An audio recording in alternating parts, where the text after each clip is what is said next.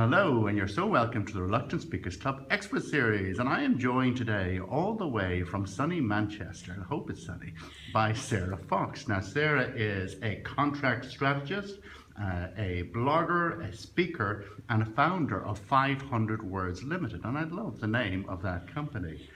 And we're talking today about the importance of clarity.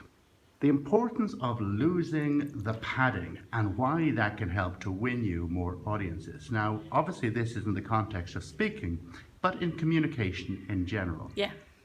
So first off, I love what you do. Tell me, how did you get involved? In clarifying contracts, well, I work in the construction industry, and we have standard contracts in the UK construction industry, which are 50,000 words long. I know, because I put them through a word count. I was training people on these contracts and say, well, you have read them, haven't you? And they went, oh, I don't really have the time to read them.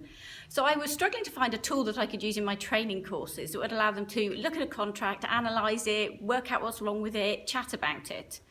So I ended up developing a tool, and I was chatting to my sister trying to find some way to make me different to everyone else, and she suggested I write one in 500 words. And once I'd made the promise, I had to do it. But then people found it really interesting because they'd never really started from scratch. They hadn't started with a blank piece of paper because the internet allows us to copy and paste all we like. So I got involved in the plain language movement, which is an international movement for plain language across all sorts of different disciplines, and I was fascinated by the results they were getting. So one of the things that I found when I was at the Plain conference in Dublin last October was the biggest single cause of bankruptcy in America is medical costs. Oh, yes. And in Ireland, they've done some research, and 90% of people are taking either the wrong medication or the wrong amount of medication. Well, the impact of clarity was huge because they found that if they put the right instructions in medical drugs and the things that people were taking over the counter, they really changed their behaviour. They understood what they should take, when they should take, whether it was the right drug for them. Yeah. And I realised the impact of clarity could be huge across all these different organisations, industries, people, the way we communicate with people all the time. Every aspect of our life. Every walk of life. Yeah, absolutely. Yeah. And as a speaker, obviously, you've taken that to heart. So, you know, when it comes to clarity and communication, if you're giving people advice on 2 or 3 things they can do to get rid of the padding, the clutter, what would it be? So one of the first things is to work out precisely who their reader is or who their listener is.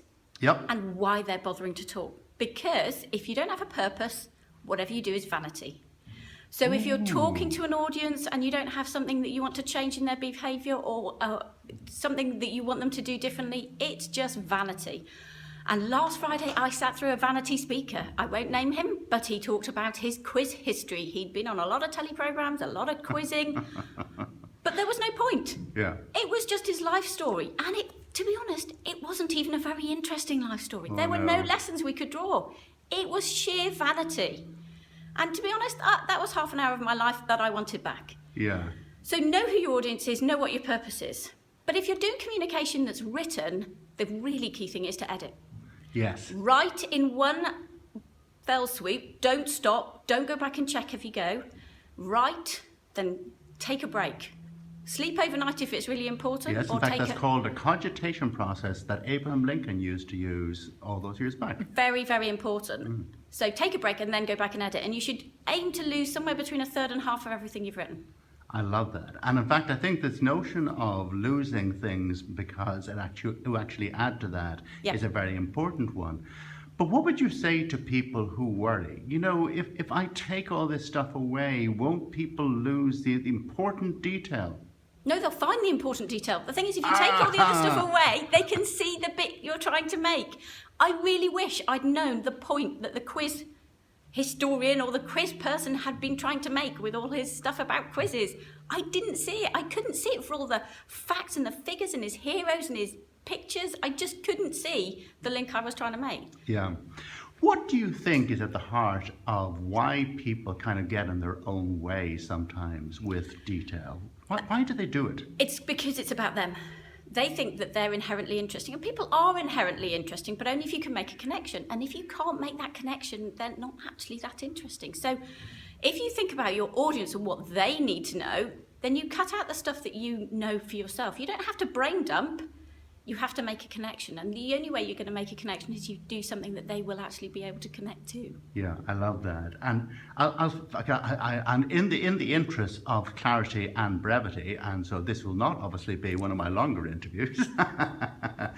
What is the one thing that you would encourage people to do when working on clarity that will boost trust that folks will place in them? What would be top of your list? I think trust, well, I've been reading The Speed of Trust, and it's really interesting because they talk about 4 characteristics of trust. They talk about integrity, results, competence, and they talk about, I'm trying to remember what the 4th one is. But they talk about all those different things as being part of it. But I think actually you can boost all of those areas of credibility, competence, integrity, and results. And if you talk those things, if you make a story where you actually help someone else to do that, someone who's in your audience, you know, your typical audience member, that's how you'll make a connection. Absolutely, because they can see themselves in the situation. They see themselves as the hero of the story rather than you being the hero of your own wonderful story. Can I thank you? I knew this would be a wonderful interview. I really enjoyed it. And thank you for watching. Until the next time, here's to awesome speaking.